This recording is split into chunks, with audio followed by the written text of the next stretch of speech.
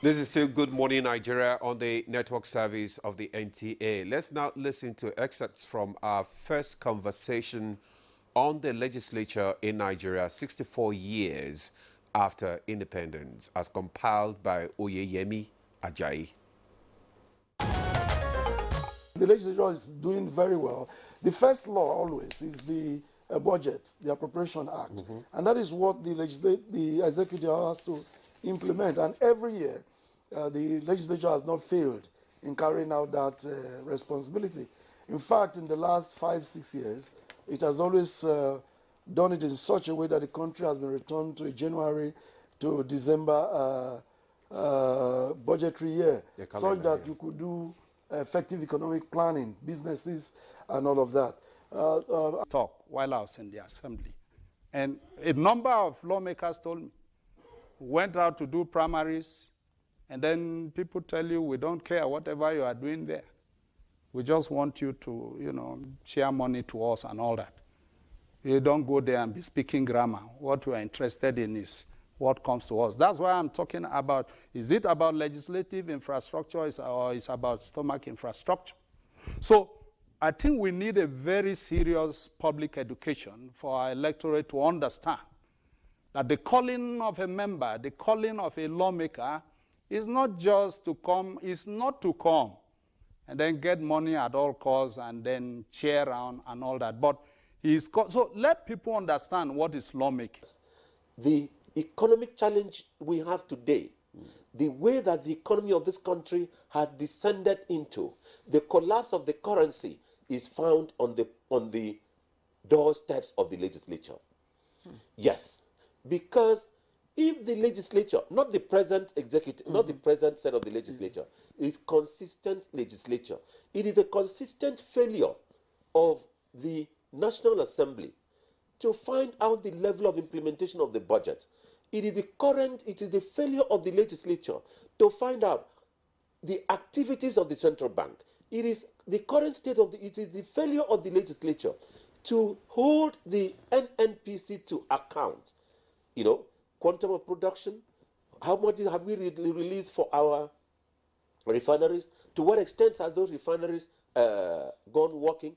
Now, NNPC has descended to just negotiating market price of crude, of Dangote. They have forgotten that they gave money for refineries to be revamped and so on and so on. So, and the legislature, when it's faced like this, Nigerians should stand up. I believe that we should. The people should stand up, and the legislature should stand up and question the NNPC. But then, of course, by the time the legislature continues to behave in a manner that is funny, not doing what it's supposed to do, any bill that is dumped by the executive is given expeditious, passage without going through the necessary protocols of legislation. I think that's what Nigerians should be worried about, not when there is peace. And I'm worried when the legislature begins to sing the praises of a sitting president or a sitting governor.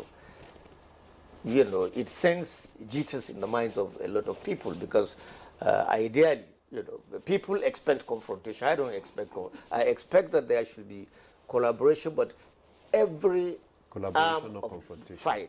Collaboration, not confrontation. Every arm of government must get its own constitution. Look, it is the constitution that assigns rules and responsibilities to every organ, every level of government. I'm sure you must have, had a feel of what we had to go through yesterday. It was quite a robust conversation, and the issues that were unresolved or left, unresolved, we will attempt to do that in this episode, and that's why I'm very glad to, of course, be introducing our guests. But before that, let me thank Oyeyemi Ajayi for compiling that excerpt for us. So, Dr. Abdurrahman Abu Hamisu is a political scientist and public affairs analyst, one of the new faces today, but of course a familiar face on Good Morning Nigeria. Dr. Hamisu, thank you very much for joining me. Thank you for joining us. Good morning, Nigerians. And I didn't call you Hamisu Rogo today. All right. We also have here, sorry? Rogo at large. Rogo at large. We also have here Chairman House of Representatives Committee on Rules and Business and member representing Uele North and South Udu Federal Constituency, Ejirogene Francis Waive. Thank you very much, sir, for joining us again. Thank you. Thank you. Also joining us from Jos is Dr. Abel Daniel Ochibo. He was with us yesterday. He's the former Deputy Clerk, Administration, House of Representatives, National Assembly, and President, CEO, Creativity Management Consultant. Dr. Ochibo, you are welcome once again.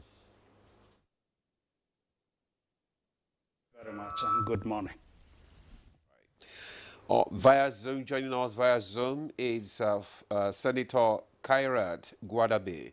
She was a senator in the 4th National Assembly. Senator Gwadabe, you are welcome to Good Morning Nigeria. Good to have you. Thank you very much. Good morning. All right. So let's kick off from where we started. I think we should start with the new faces today. All right. Yes. Okay. So that let's have their perspectives before we go. Ahead. Yes. Go ahead. Okay. Let me start with Senator Irat, who is joining us via Zoom. Senator Irat, thank you very much for joining our conversation.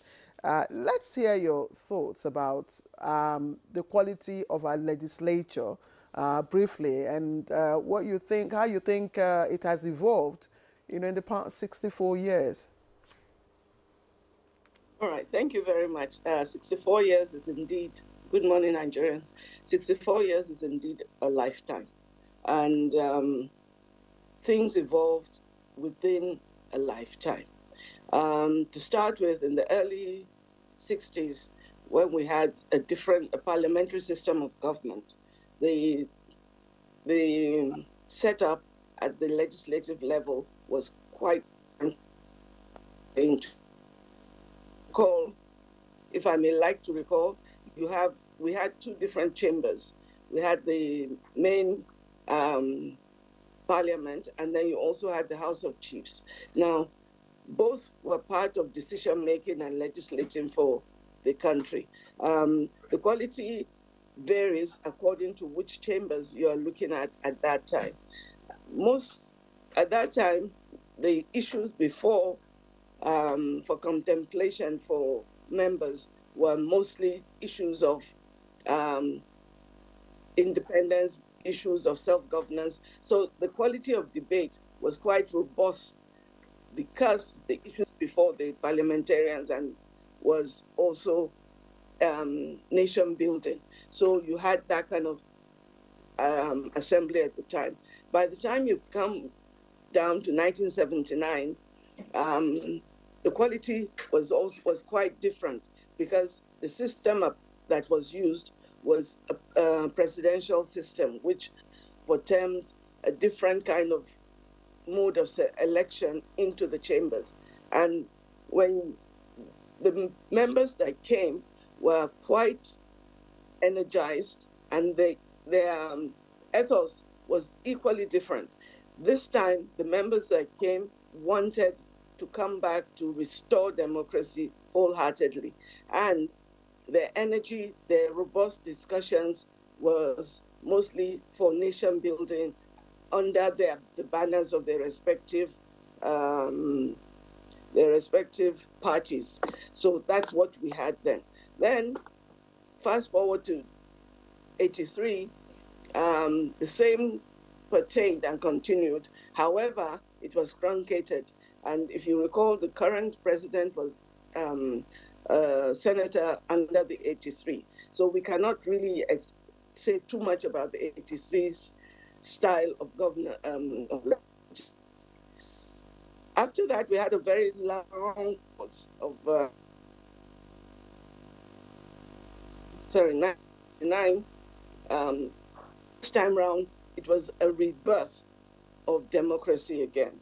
Hence, the mindset and of the legislators that came was largely, how do we make sure that democracy survives? How do we establish it? And in establishing it, they were torn between instilling and ensuring institutional strength for all institutions, particularly the legislative institution that we all belong to at that time. As a result, the level of discussion was really robust on ensuring that you secure independence of the legislature from the executive arm of government. And as that went on, you would notice that there was a lot of tussle because the executive didn't want a completely independent, a largely independent legislature. So that's why you kept having changes in its leadership, both in the House and in the Senate. Hence, you found that at that time, the Senate and the House, both arms, were bent on saying, we're learning, and also bent on ensuring that they had robust discussions on critical issues that had to do with the country, because that's the beginning. It was fresh coming out of the military regime, and it was important you set a good pattern. However, if only that was allowed to continue, the system would have stabilized better and evolved to a stronger, more independent, more robust discussions on issues rather than what we find today.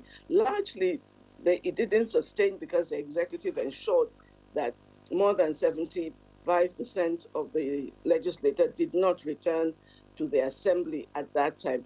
And so we lost a crop of those who could have helped to continue to put those structures in place.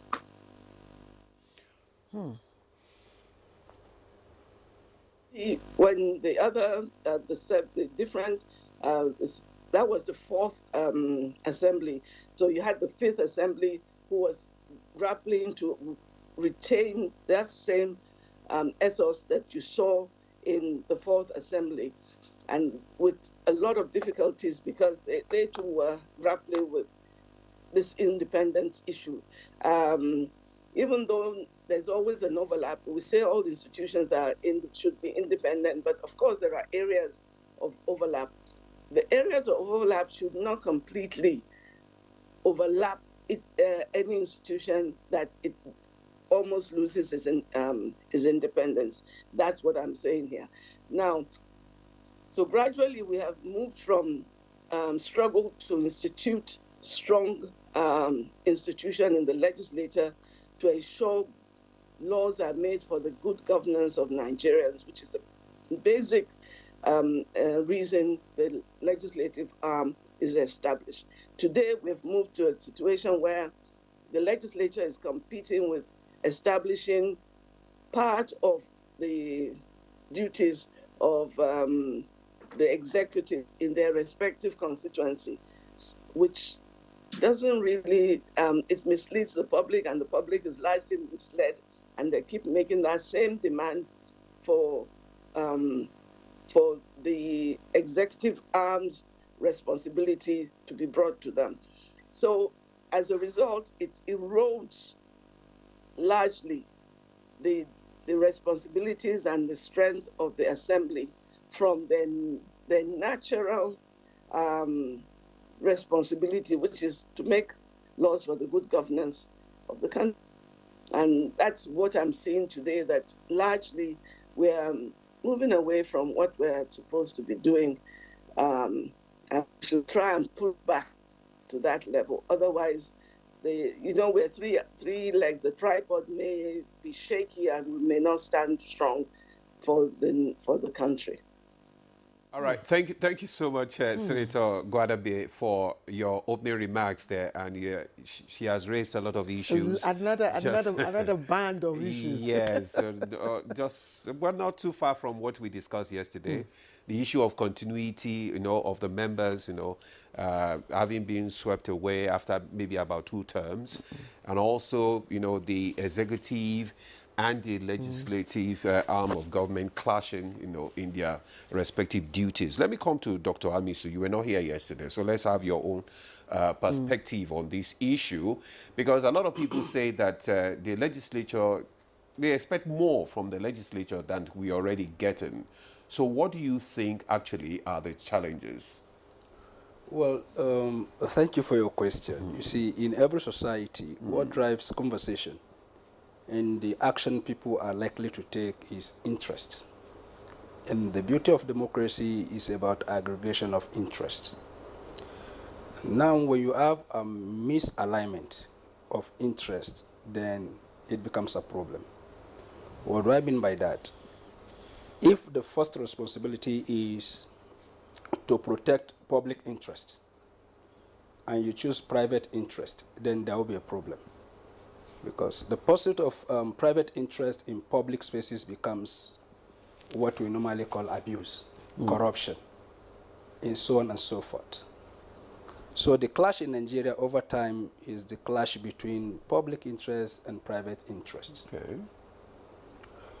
And so people go to office with the promise to protect private interest, public interest, rather.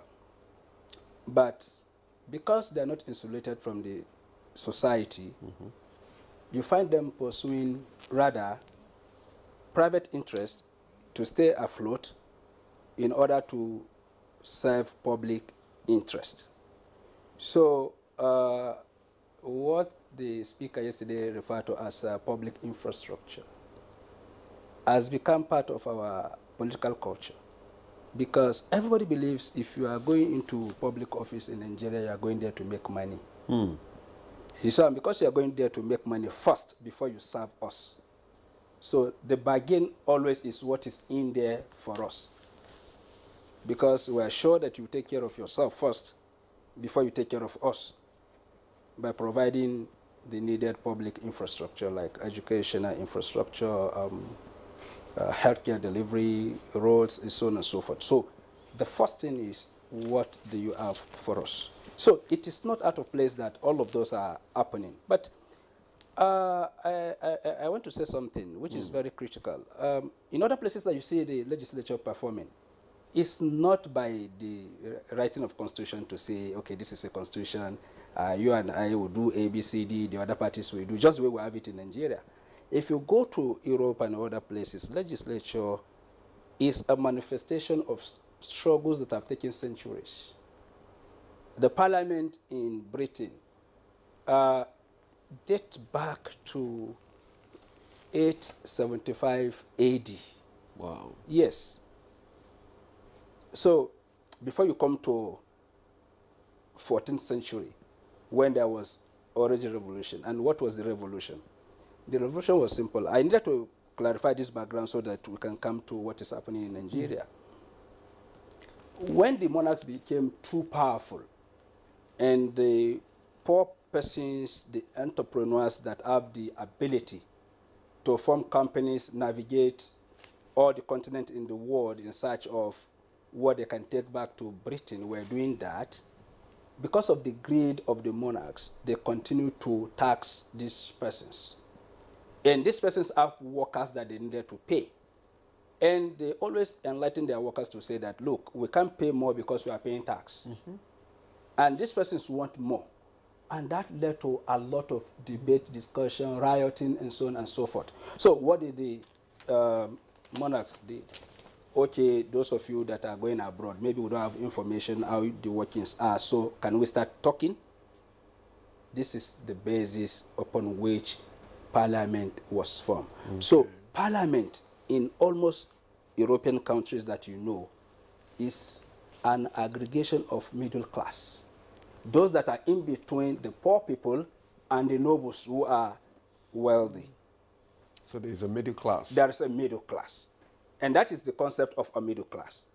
Those that are in between the poor persons that are being employed and the wealthy, especially the royals. So these were the people that constituted Parliament. And it's supposed to act as a brake on the wheel of progress in terms of the burden that is being imposed on them that they are in turn imposing on those at the lower cadre. So that Parliament is the conscience of the polity. Yeah, I align myself with my teacher, my mentor, Professor Mato, when he said that the Parliament needed to do a lot. And as Senator Kairat Godabi said, so that at the end of it all, it's not about lawmaking because their work is cut out. Lawmaking and then oversight. But for me, lawmaking is not even the problem. The most critical thing that we need is the oversight. So that questions are asked. You don't just present budget and then last year we gave you 8 billion and you didn't do anything with it. No anything tangible that anybody can point to. And we said because it's a government and government is a continuum, we give you 12 billion. So what have you done with the 8 billion? So, and that is where I'm coming to. You see, if democracy should fail today, I will not blame the executive. I will blame the legislature. Because all over the world, we know the way the executive work. And that is why even those that framed the 1999 Constitution, right, said we should have a parliament, not even at the federal level. And one of the mistakes we are making is we look at parliament from federal level. And nobody is talking about parliament at the state level. Nobody is talking about parliament at the local government level. You go to some local government in Nigeria, perpetually you don't even know when the councillors sit. They are there, they are taking their salaries, and then at the end of their 3 years tenure, now 4 years, then there is election and they go back or they don't go back. Now, I guess with this local government autonomy. We're beginning to see some changes. But the state has autonomy. Well, we need, because don't even go there, because that has its own issue as well. Yes. You know, we all saw what happened yesterday at the National Assembly. Yes. Emotion was moved. But so, let's keep that, Demola, and bring in Dr. Ojigbo. Of course, who was with us here yesterday, Dr. Abel Daniel Ochigbo, former Deputy Clerk Administration, House of Representatives, of course, at the National Assembly. Senator Irat raised, critical issues about different ethos driving the discussions at the, different stages of the evolution of our legislature. And she mentioned particularly the ethos of nation building that drove, the First Assembly during the First Republic, and then down to, the Second, Third Republic, when, the ethos changed, and then it was, discussion aimed at securing independence of the legislature from the executive. But that has changed as it is now. What are your perspectives to the ethos that is driving the, current National Assembly?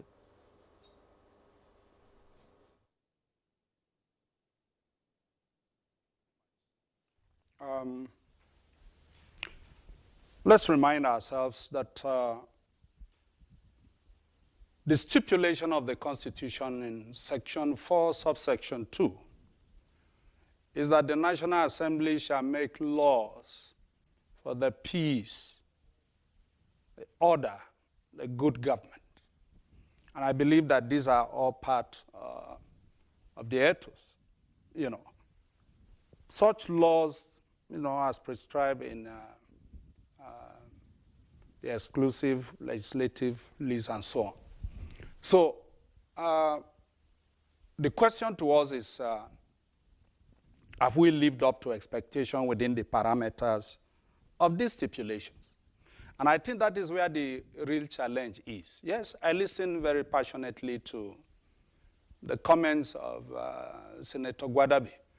And it's very clear, just like we said yesterday, that there is a gap somewhere. And yes, there are success areas, but I think there is a lot to still have done. From the legislature that, like I said yesterday, used to be seen, relatively speaking, as a very timid one, it's reinvented itself to some extent in certain ways, but then there is a lot to be done. And let me paint a comic conundrum here. each time we talk, and I said it yesterday, that part of the challenge, or the challenges that the National Assembly must live up to today, is that we must avoid the temptation of playing to the gallery. What's the comic conundrum I'm talking about? Of all the structures that we have each time we hear of public gallery, I think the one where people recognize so much is that of the National Assembly within the chambers. When the presiding officer sits, particularly in the House, you know, he faces the gallery. That's the public gallery. We recognize the gallery for a number of reasons. That's where we keep our visitors when they come. You know, members of the public can sit there, watch proceedings. We keep important VIPs there and so on. But then, the main business of the legislature is within the hallowed chambers. We call it hallowed. It's so respected. But then, when you don't play to the chamber, you don't play to the plenary, the temptation is that you will soon start playing to the gallery. But the gallery is not your main business. So I think that is one big temptation.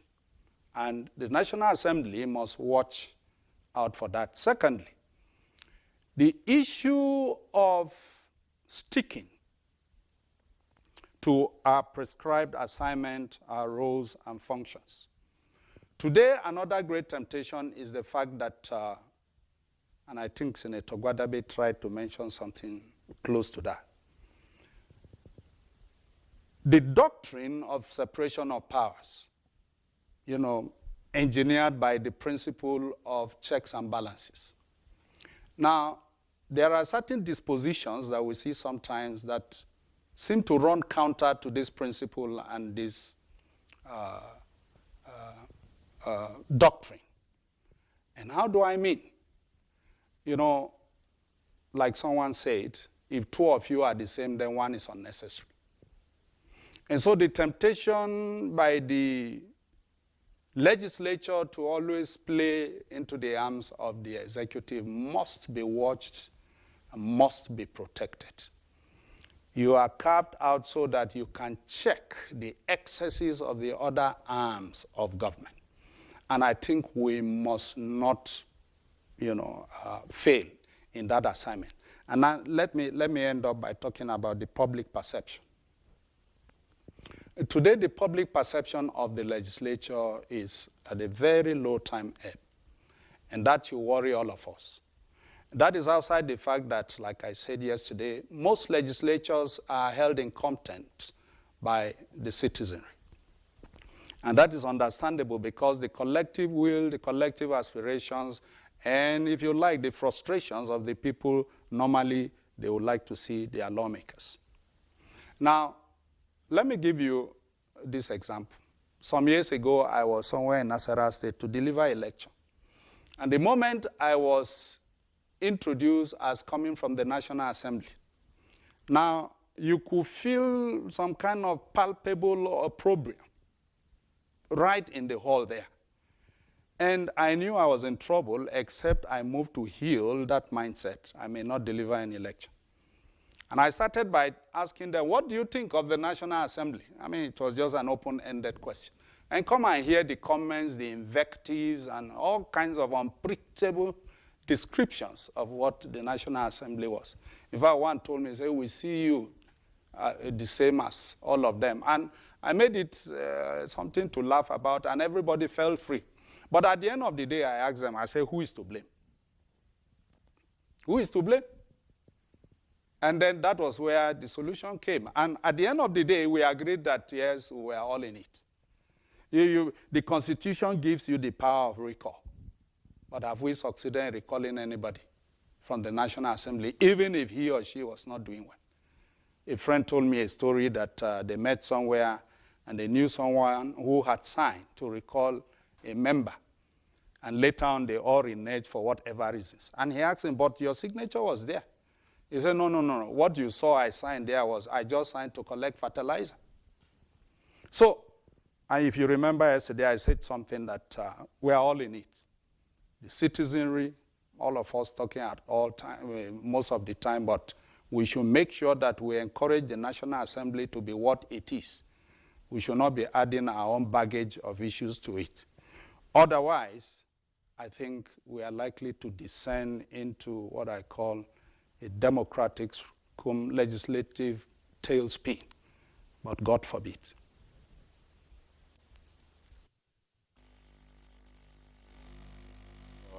Opening remarks there. I mean, you have raised some issues as well, like Dr. Amisu did and Senator Gwadabe.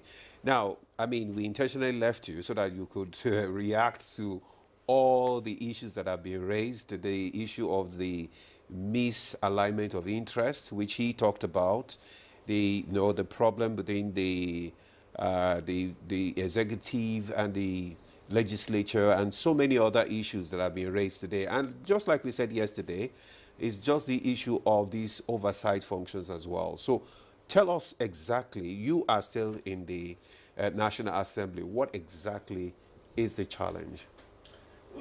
Thank you very much.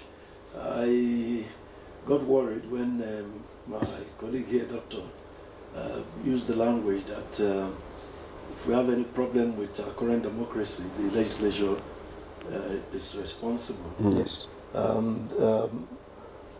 If you look at that statement, and the realities on ground, you know that that is not true. Okay. Take the selection process for legislators, for example. In the state assemblies, it is 100% determined by the state executive. And so you end up having no legislature at the state level. At council level, local government, there's no local government functioning in the country anyway. So it's both the failure of the executive and the legislature at the local government level. At the national level, in those days, those you want to get rid of from state local politics, you send to Abuja, so you facilitate their victory. And when they fall out of favor with you, you send them back in again. So at the end of the day, it's somebody somewhere pulling the string. So we don't get what we deserve, as it were. So these people that emerge through such processes, what would you expect from that? But having said that, I know that there are many, particularly those of us who came from backgrounds that are not aligned with the party in power in your state. You were able to come out independently, as it were. So there are many who are noble men in the National Assembly and in other legislatures across the country. In the current 10th Assembly, you'll find retired generals, professors, lawyers, doctors, architects, accountants, and then you find the young people too who are very zealous for our country. So, but to use one brush, to just look at everybody and say, oh, everybody in the National Assembly is not serious, is after stomach infrastructure and all of that. It's not right. Then you must also look at the costs of our electionary campaigns, the cost of getting elected. Many of us got involved in politics and ran elections to contribute to change in our country. But if you look at what you go through to emerge, the expenditure, now by the time you come out, many people are faced with debts in hundreds of millions of naira. And you begin to think of how are you going to settle that? If you're a man of conscience, you want to live within your means. And if you are very sanctimonious, you want to take an exit immediately. This is not a place for you because you now need to spend that, because before you pay a quarter of that, your debt, another election is here, and you have to go to, it's a circle. And you find that, for me, for instance, before I got into the National Assembly, I'm not sure I was owing anybody 1,000 naira. But today I'm sure my debts are in hundreds of millions. And it continues in that way. We must try to change that system of making our elections so expensive. This justification of we won't see you again after the election, so we are taking our own. We should educate our people that that is not good for our country. It's not good for our democracy. If we justify it, and so that's why they are taking it, let them take it, then we'll remain in this circle and our country will never move forward. But having said that, you look at the quality of the National Assembly, particularly in this republic. I think one of the major problems we have today, people compare what happened in the 8th Assembly with the 9th and 10th. In the 8th Assembly, we had a situation where a different political party ran the legislature, and then Mr. President was from another party. And there was this acrimony, there was this continual fighting, this continuous bickering. And most people began to think that that's what the legislature should be. Man, keep fighting, keep fighting. So when in the 9th Assembly, that tempo was not there. There was collaboration and all that. There was collaboration, and people began to think, this is not like what we expect. This boy should fight now. In fact, I was, in the 9th Assembly, I was in a TV interview like this, and somebody asked me, not on NTA, another channel, another television station, he said, why are you people not fighting? That's what makes it exciting. That's what makes news. You people should be fighting with the president. You know, but if you look at what happened in the 8th Assembly, this country never had budgets for periods of up to 6 months. Yeah. And then we were only paying salaries. You couldn't run capital projects. The country suffered. Businesses suffered and all of that. So that began to change in the 9th Assembly. And in the 10th Assembly, we have decided as a body that what we want to do is to objectively look at what is coming from the executive. And many of those things we do, they don't make news. It is the one that bad news is what makes news to most people. Just before we went on recess, for instance, the executive had asked for 15%, an upward review of Ways and Means to 15%. Everybody says we are rubber stamp, we just agree, we just agree. But if you recall, we beat it down to 10%. It was not in the news, you know? So we are doing our job. You look at the recent debates on the national awards, where we had to call on Mr. President. We did that too in the 9th Assembly when our speaker then, Femi Gbajabiamila, the now Chief of Staff, Right Honorable Femi Gbajabiamila, was given a CFR, the same with the Deputy President of the Senate. In this assembly, we found that happening again. And the same way we reacted then, we reacted. But thank God Mr. President has corrected it. But people will not see that they have been able to speak to the President that this is not right. This is not the proper thing to do. So there are many such debates that goes on the floor. But these are not what Nigerians are expecting. They're expecting a combative situation, a fight going on. But we are looking at what is good for our country, national interest, national development. What can we do to leave this country better than we met it? You know, and for us who are members of the ruling party, our caucus believe that we should engage with the presidency. This issue, how do you want to deal with it? Yesterday somebody was talking about how many budgets we are running.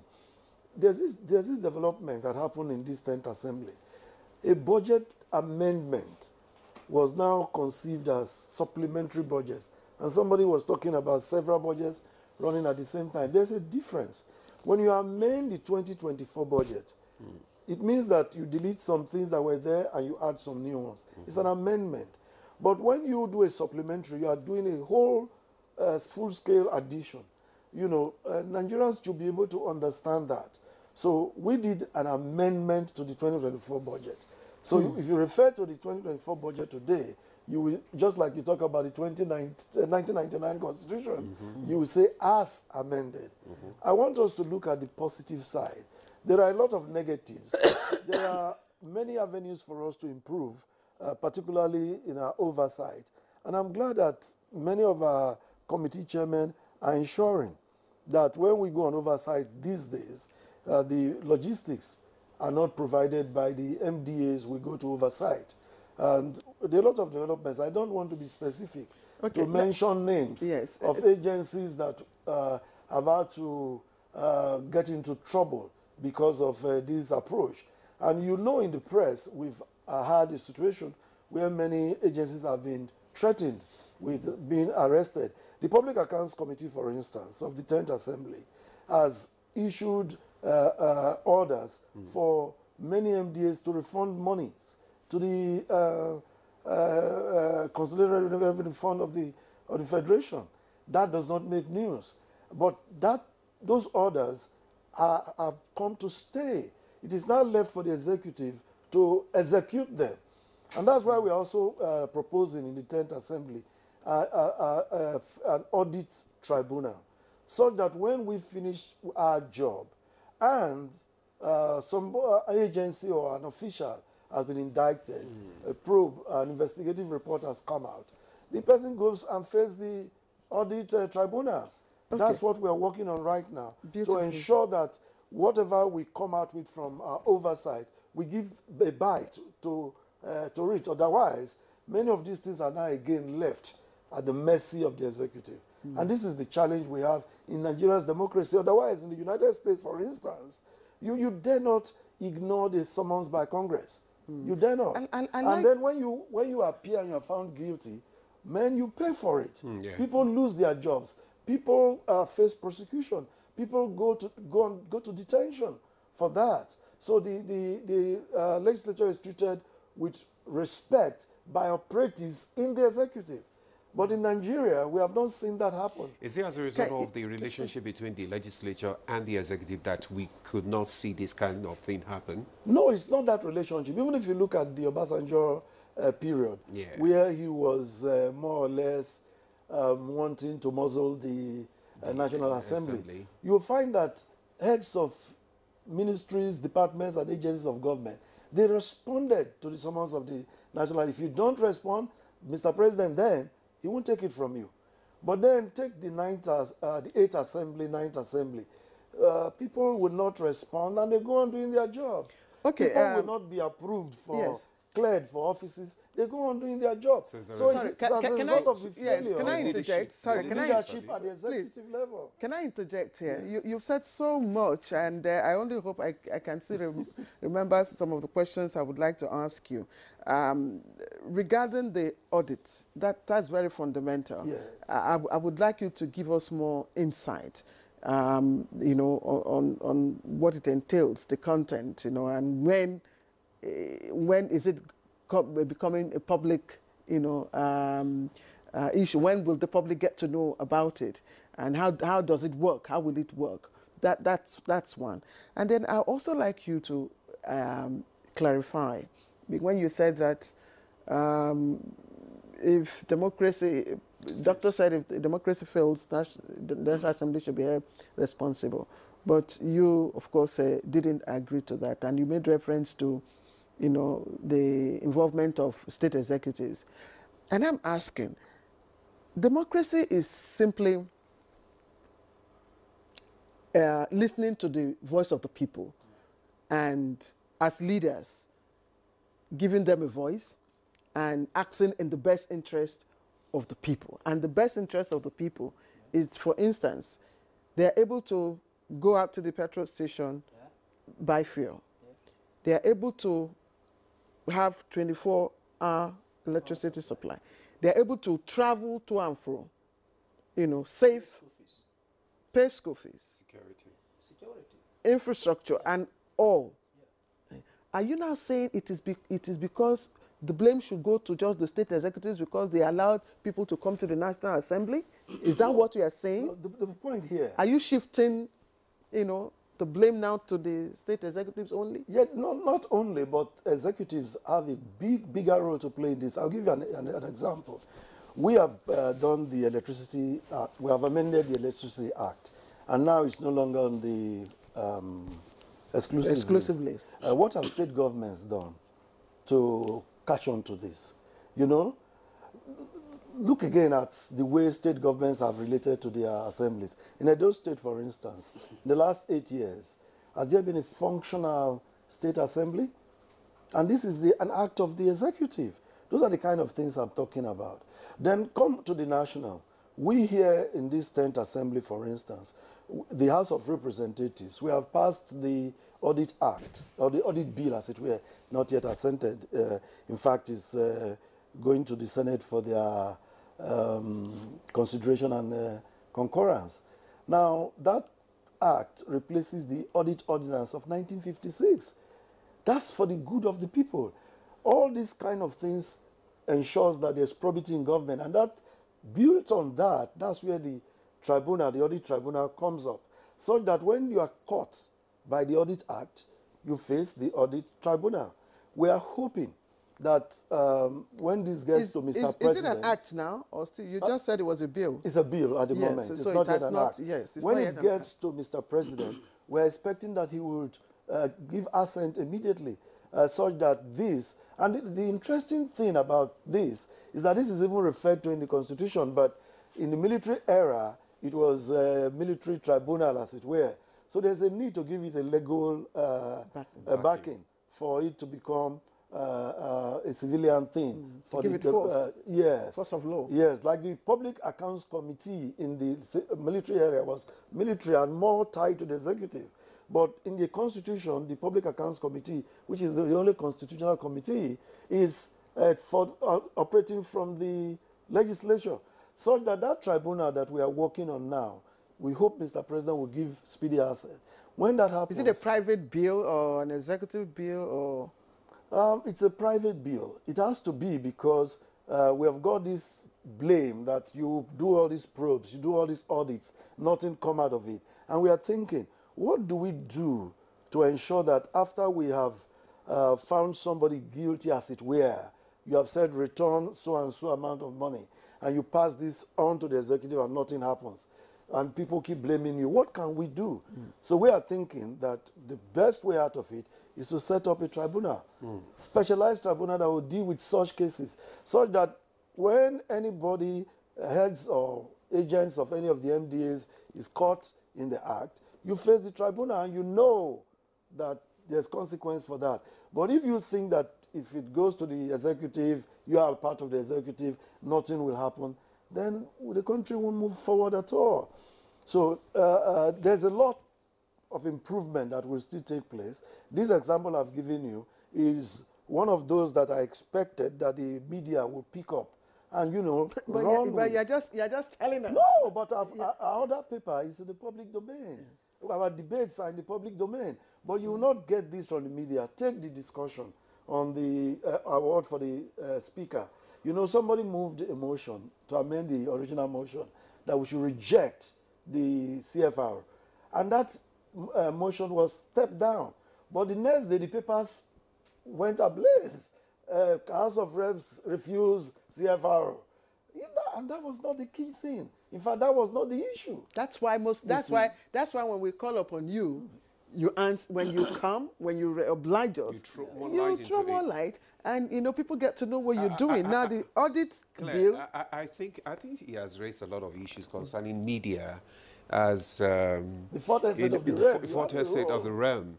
Because the way we project, you know, some of these issues as well tells more, you know, to what is happening. It will help to probably change the mentality of Nigerians, because it's what we bring out that Nigerians will react on. I agree, but I still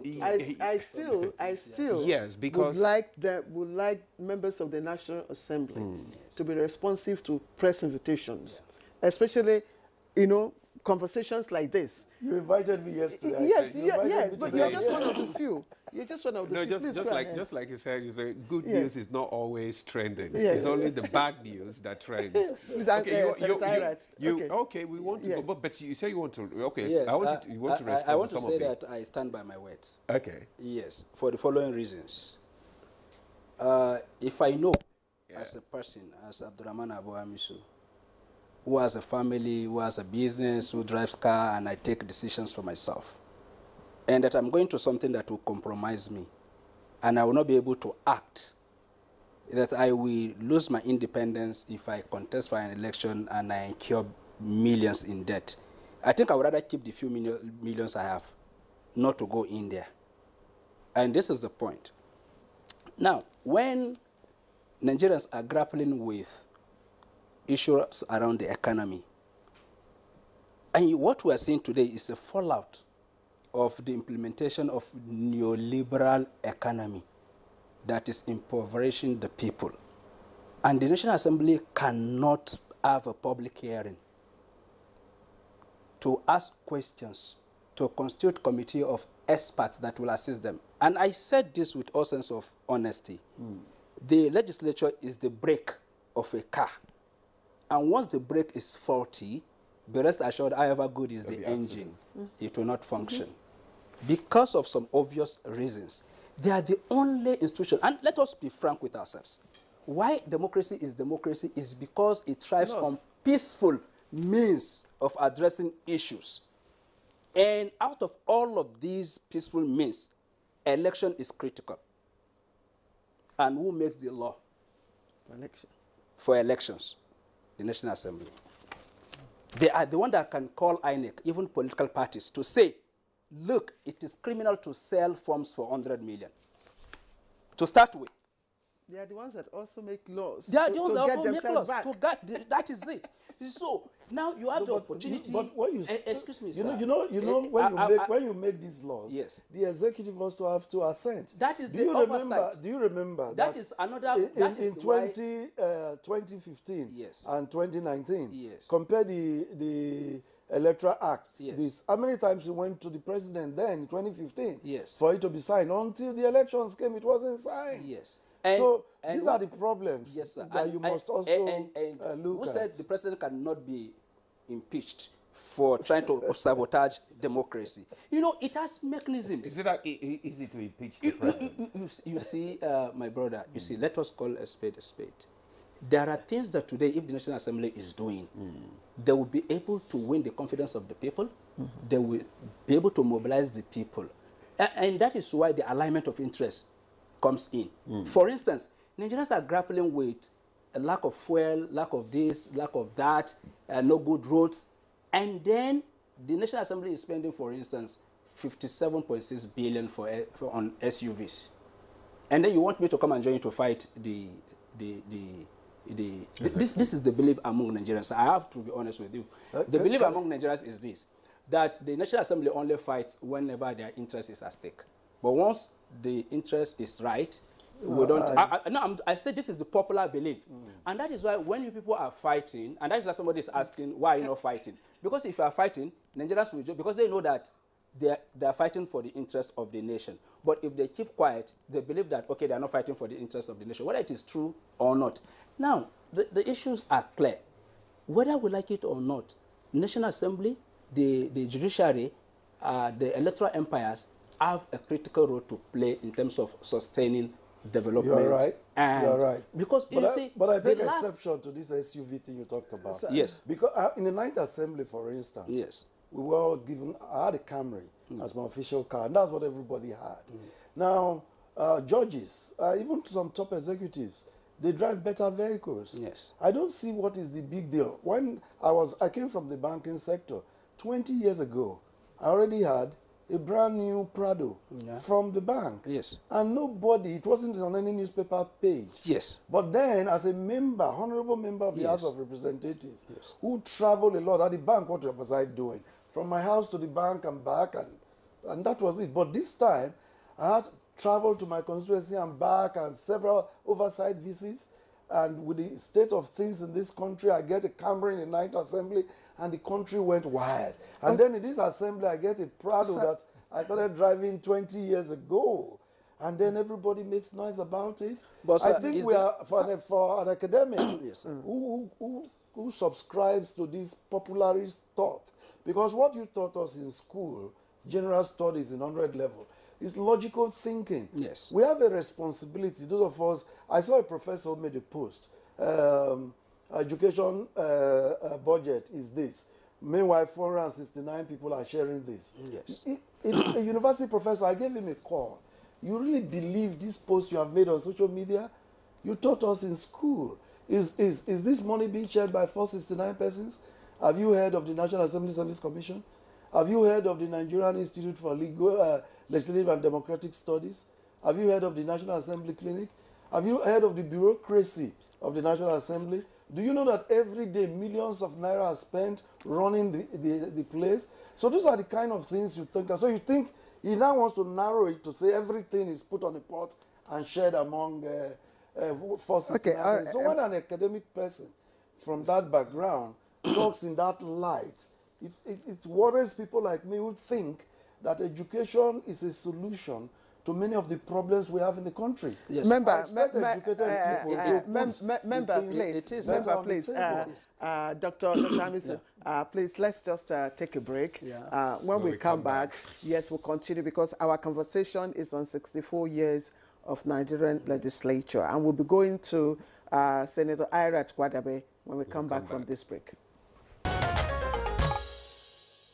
right, welcome back, and you're watching Good Morning Nigeria.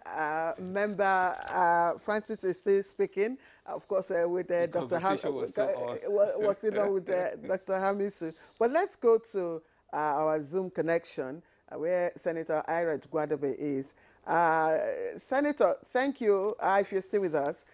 First, I'm wondering if during your time, that's the 4th National Assembly, if you had a situation where an issue was deadlocked between the legislature and the executive declined to act, act out the legislature's,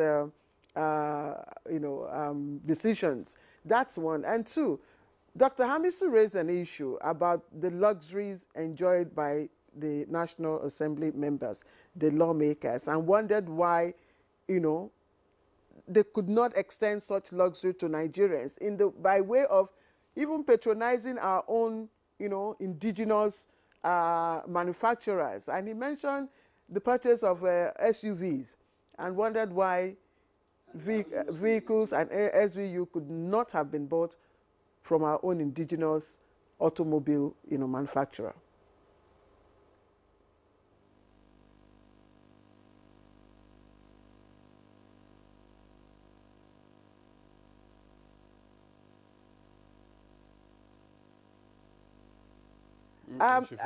Senator Irat, I don't know if you heard my questions. I had two questions and yeah. Okay. Please go ahead if you heard me. I heard you. The first question that you asked was about the vehicles and if we had issues about it or not. Well, yes, we did. You can still hear me. Can you hear me? Yes, we can. We can hear you. Yes, during our time we had issues, if you recall, of furniture allowances, which was blown out of proportion. But the point is this: there are certain basic things that is necessary for the functioning of the legislature, including them going the type of things on the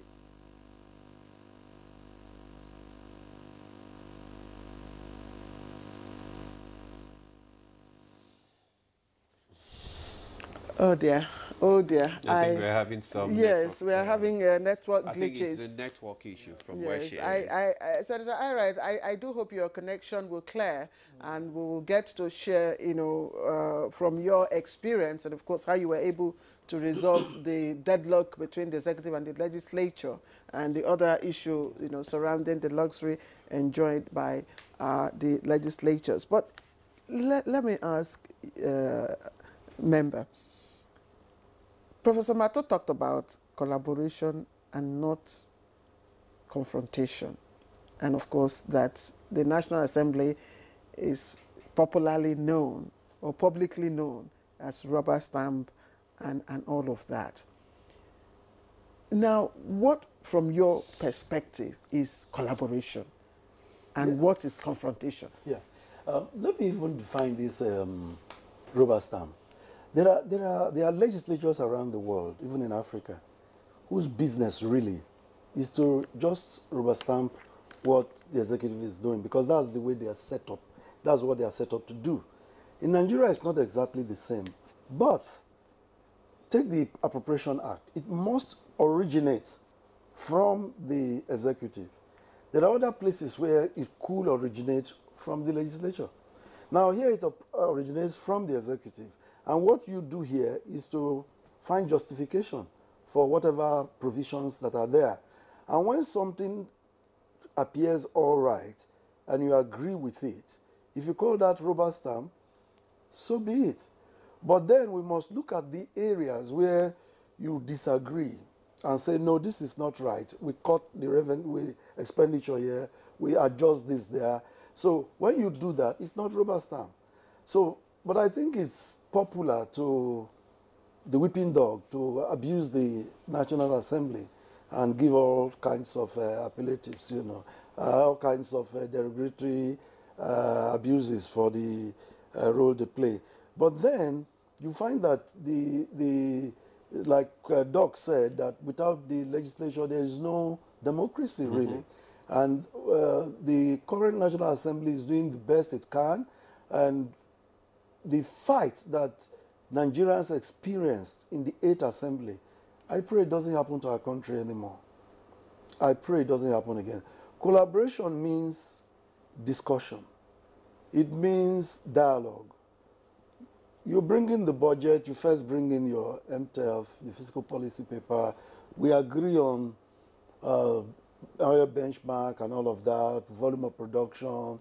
We agree on what we want to see in our country in the next 3-5 years. There must be that meeting point. Then the budget comes. Then you look at the specific provisions and you question them. Then you go on to do the oversight that is necessary. That is collaboration. But where the budget comes and you say, we are not looking at this budget unless Mr. President bows before us. It makes no sense. That is, to me, is playing to the gallery that the former NAS official was talking about via Zoom, you know, and some petty, selfish power tussle between both arms, who is superior. And then when two elephants fight, the grass suffers. When you screen appointees, what specifically and precisely do you look for? Because there are cases where some nominees, even with some baggages, have passed through your radar.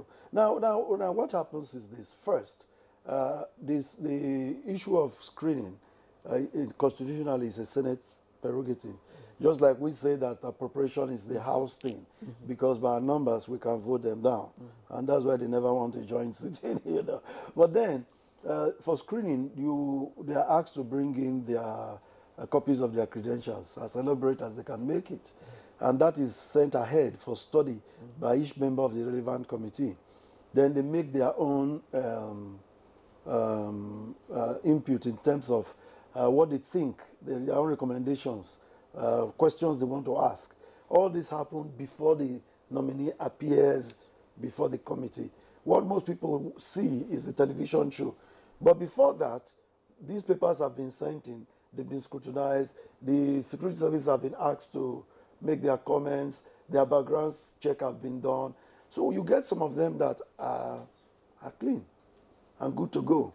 So what you want to ask such is what they want to do for the country going forward.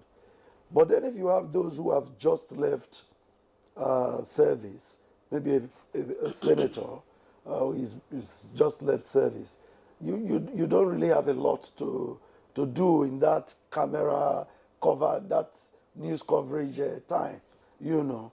But these kind of checks take place before the public engagement. We've almost forgotten to... Yes, I wanted to call your attention to that. Let's go to Jos now, where we still have Dr. Uchigbo. And Dr. Uchigbo, I also wanted to speak to this issue of collaboration between the executive and the legislature. I mean, how do you think they can work better, for the betterment of, of the country? And the issue of these oversight functions that keep coming up, and what do you think? How do you think the legislature actually can improve on their oversight function and for the betterment of, the whole country? Thank you very much. Yes. Let me restate that the National Assembly or the Legislature, and I think we are all agreed on this, represents, whatever democracy is in the life of any country. It is the scepter, it is the totem, if you like. It is the crown hair of democracy. And there's nothing like it. And by the way, there's nothing like a bad legislature, but perhaps there could be someone bad in a legislature, and we must clarify that.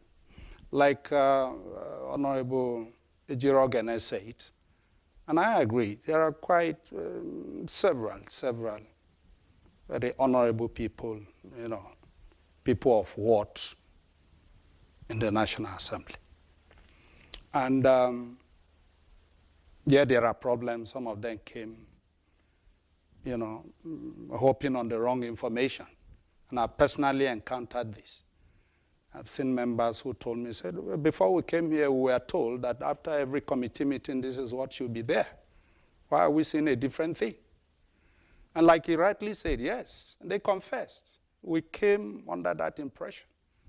But what we are seeing here at the committee meeting is the chairman and the clerk just telling stories and grammar and giving us pieces of paper. So that is wrong information. And by the way, before I forget, I think the challenge also is that the information machinery of the National Assembly should be well overhauled to liaise with journalists. We have a whole committee on information. And it's not just about waiting for heated moments to start talking. There are issues of education that we must take the public through. And I said it, I think, at one time here. There's so much misinformation about the budgeting process, and people will not know. You call white black, you call black white. And because the National Assembly will always be the whipping, if you say anything that is like, you say, no, you are trying to support, but it's not that. So, coming to the issue of oversight specifically, let me say that of all the roles and the functions of the average lawmaker, perhaps none is as telling. There is none that is, riddled with so much issues, if you see it. It's like a traffic gridlock there, like the issue of oversight. And that is where we must acquit ourselves very, very properly. Now, what is an efficient and effective legislature? An efficient and effective, we use the word effective, but I want to add, say management scientist, I want to add the word efficient. You don't just need to be effective, be efficient also. An effective, efficient legislature is one that delivers on bills to the point of assent and follow up, like I said yesterday, AKA oversight. And if you must do this oversight well, like they say, respect begets respect. And I'm happy the member said that a lot is improving right there, because when, and I think we are all agreed on this too, the agencies are out there. He who pays the piper dictates the tune. You go to an agency, the agency bankrolls you, transports you, gives you a ticket or whatever. Assuming, that is what is going on, then what have you come to oversight again? And you forget that the same people that you collaborate with in some way to do all this, they talk and in the public space there. So ab initio, you've rendered yourself totally ineffective, the fact that you have gone to do this. So I think that as a corporate institution, and even in the individual capacity of members and lawmakers, we all have to come to a system whereby, or to a place whereby we must rejig ourselves. Now, again, I come back to the point. Yes, very, very sound people in the National Assembly. For instance, look at the Senate. It's becoming a political model now in Nigeria, that you finish your tenure as a governor, you go back to the Senate. And if anyone doesn't come at all, it's either because he was defeated or something went wrong. Now, that, if you ask me, I don't have issues with that. Let's get the best people. If it's governors who want to vote former governors to be in the Senate, let them be there. But it means that they must add value in very, very measurable and verifiable ways to this democracy, to this legislative democracy. But if all they will do there is an assembly ground, an alumni association of old boys or old girls, then that is where I think Nigerians will be worried. But the fact that we have brought a governor who has the experience, who has gone through a lot to add to the betterment of the nation, I think that is where we should be. So it means that if we must make progress, let the National Assembly rejig itself. Thank you. Thank you, Dr. Abel Daniel. Thank you. The time again is beckoning. Let me go back to Senator Irat Gwadabe. Senator, you may wish to take the question and then maybe speak again on the issue of what do you call it again? Constitutional projects. And I'm just wondering, like some of my colleagues are also, with all the abandoned projects, you go to the communities, you see maybe it's one tank overhead, you know, it was a constitutional project, it's abandoned, constituency project, I beg your pardon, you know, it's abandoned and all that. I don't know, is it still relevant? Extremely. The term constituency project was brought in by, in the Fourth Assembly. We took the ideas from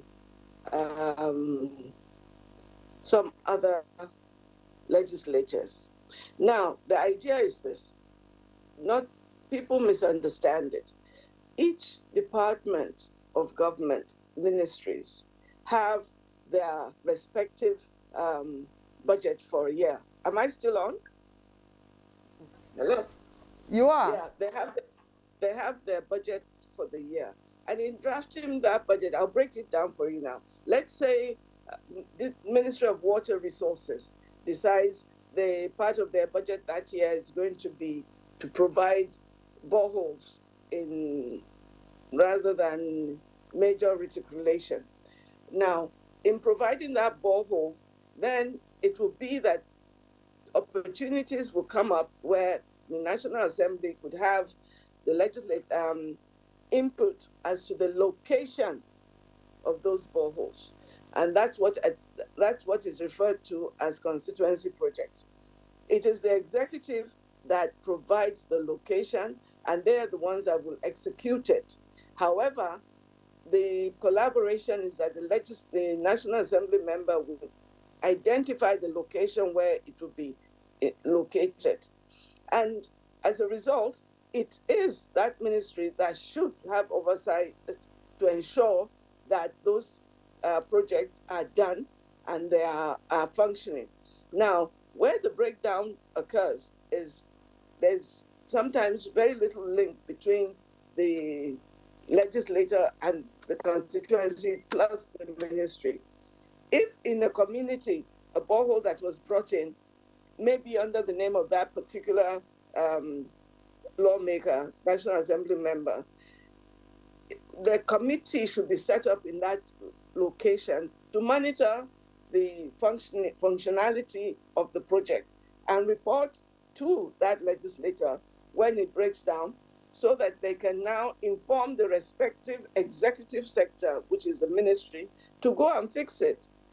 But so where you see breakdown, that's what occurs, lack of going back and forth and regulating all these are government projects, not necessarily that legislator's project. The only thing the legislator is supposed to do is nominate the location where that project will be done. However, the deadlock that you see will be when the oversight function is being performed by the National Assembly itself. And they push those recommendations. Sometimes the executive does not respond positively to execute this project. And I'm happy that the audit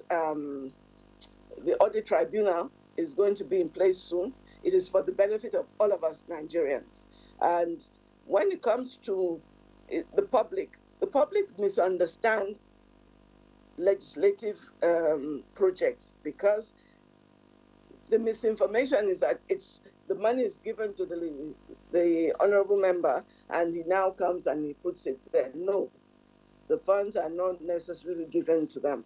And that is the idea that government, being in the legislative arm, it's not, you're not executing anything. So how can you attract as much federal presence to your constituency? It's a struggle to get that done. Well, thank you very much, Senator. We have to cut you short here because of our time is well spent. So we just want to thank you very much for your contribution on today's discussion. I'm talking about Senator Kairat Gwadabe. She was Senator in the 4th Republic, 4th National Assembly. Thank you so much, Senator, for coming on Good Morning Nigeria. Thank you. Thank you. Also, let me just thank Dr. Hamisu, Abdurrahman Abu Amisu, political scientist and public affairs analyst. Thank you so much for your contribution this morning. Thank you for having me. And Honorable Waive, thank you, Chairman, House of Representative Committee on Rules and Business and member represented Ugweli North and South Udi Federal Constituency. Thank you so much. It's my pleasure. All right, so we hear more from you. I also want to thank Dr. Abel Daniel Ochigwo, former Deputy Clerk, Administration, House of Representatives, National Assembly, and President, CEO, Creativity Management Consultant. Thank you so much, Dr. Ochigwo, for joining us yesterday and also today. Thank you for your contribution. Thank you so much. All right, indeed, we'd like to say thank you to everyone who's joined us for this conversation. The conversation has been very robust, but it hasn't ended yet. We'll find time again to revisit this topic. And I'm Claire Adelabu Abdulrazak. Bye-bye. All right, I'm Ademola Adio. Thanks for joining us. Have a wonderful day.